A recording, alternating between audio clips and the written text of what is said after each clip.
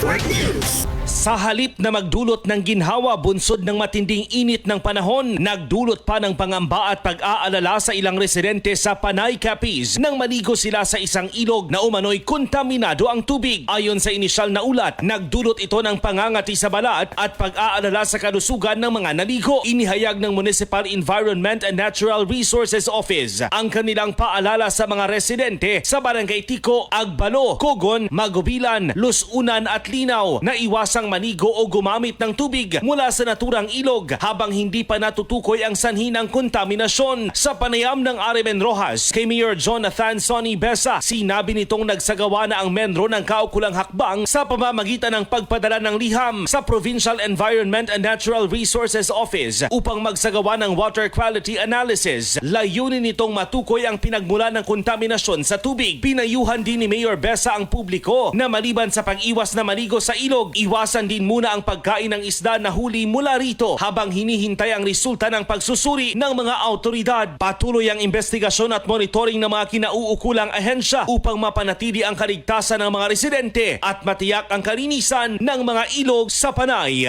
Kasama mo sa Arimen, DYVR at IFM Rojas, Idol Joshua Kenneth Anas, Tatak Arimen! RMN Network News.